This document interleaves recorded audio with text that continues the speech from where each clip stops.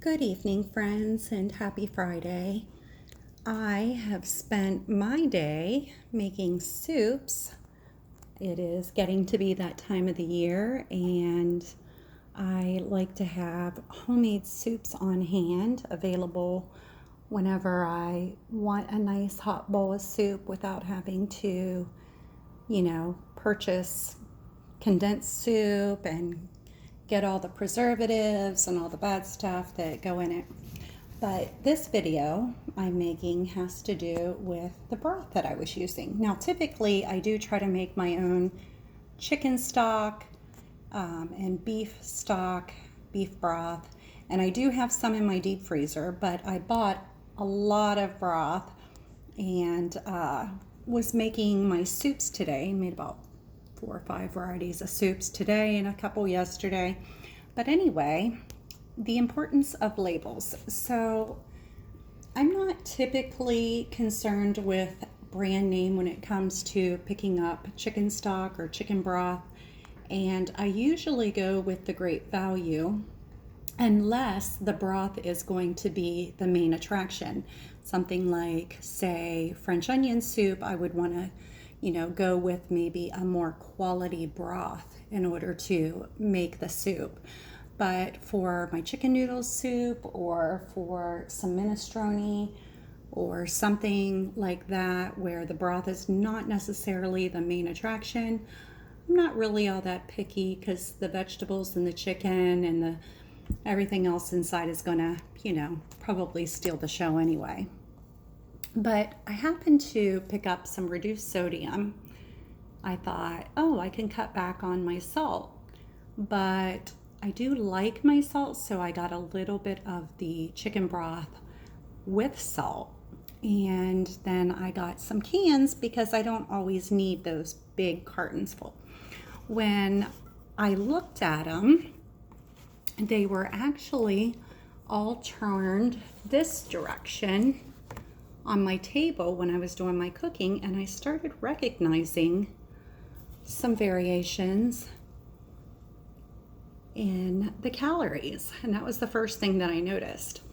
So over here we have the reduced sodium chicken broth, and then, like I said, this is a regular, and then this can is a reduced sodium as well. The first thing that I noticed, which I generally do read the labels at the grocery store, but not so much on chicken broth, and definitely not on the same brands. But the one thing that I noticed, now as you can see, they both are 1 cup servings, 240 milliliters, and there's about 4 servings per carton. The first thing that I saw was the reduced sodium actually has more calories, double the amount of calories per serving actually. But that wasn't the only thing that I noticed, and that wasn't the most important thing that I noticed. One of the things that I noticed was, yes, the reduced sodium is less. There is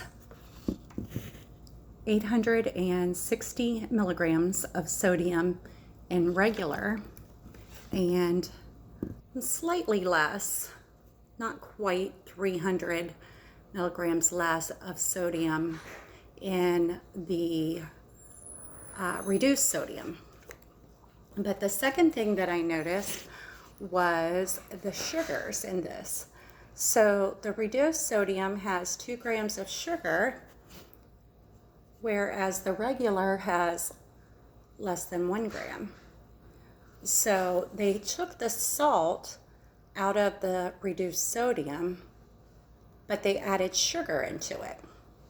So you're getting less salt, but now you're getting sugar, which you may not be expecting to take in.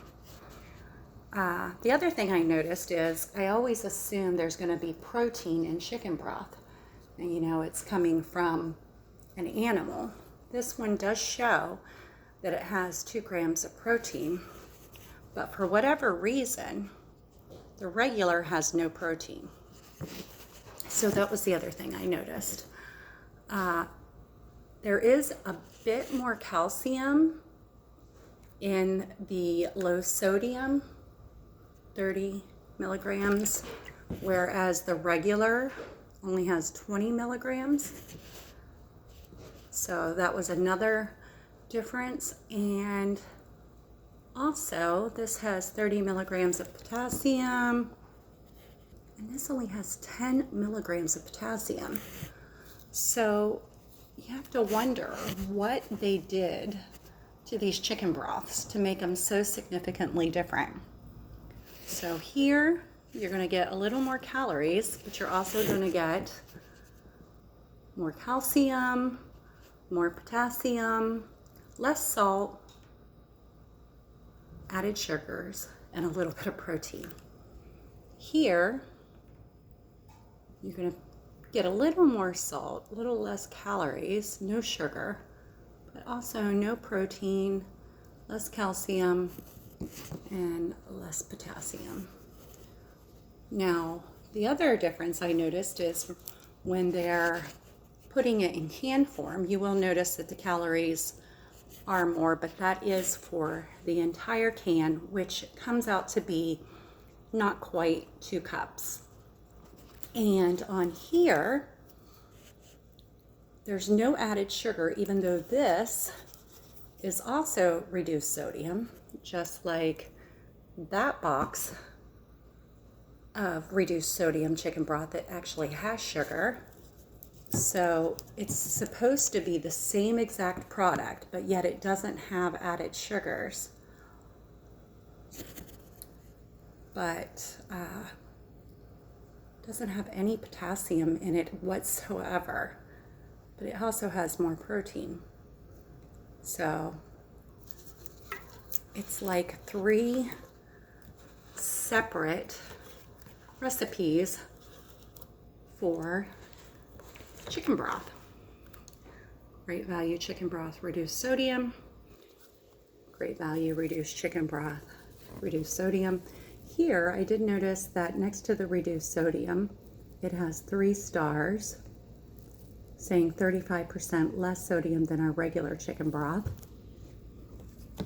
And here, it has 2 stars next to the sodium saying 33% less sodium than our regular chicken broth. But my question is, why are these not the same product? I mean, from the looks of it, if you didn't read the label, you see great value, reduced sodium, great value, reduced sodium.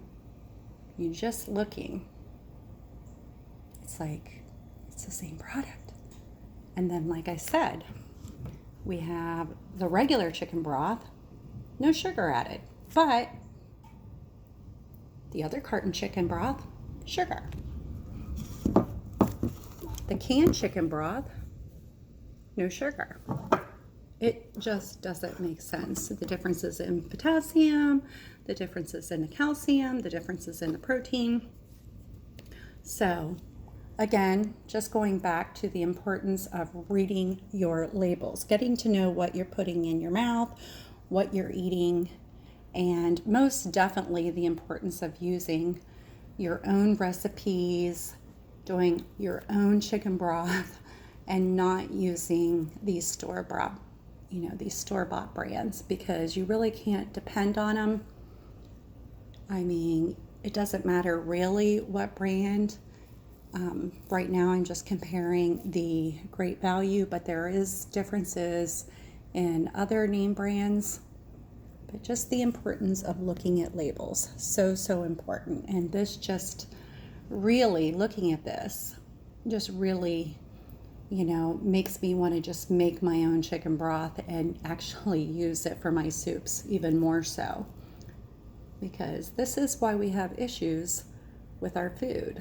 You just can't trust what these manufacturers are putting in something as simple as chicken broth. Why is there sugar added to a reduced sodium chicken broth? Why is there sugar? They didn't put sugar in the regular, so why is there sugar in the reduced sodium? Anyway, folks, that's just my little Friday night thing here. We've got some thunderstorms going on. Like I said, I've been in the kitchen most of the day making homemade soups. I made some homemade jams. Very easy jam recipes for anybody who's interested in making their own homemade jam. I will never buy store-bought jam again. But it's amazing what you can whip up in the kitchen with some recipes. Have a good weekend, everyone.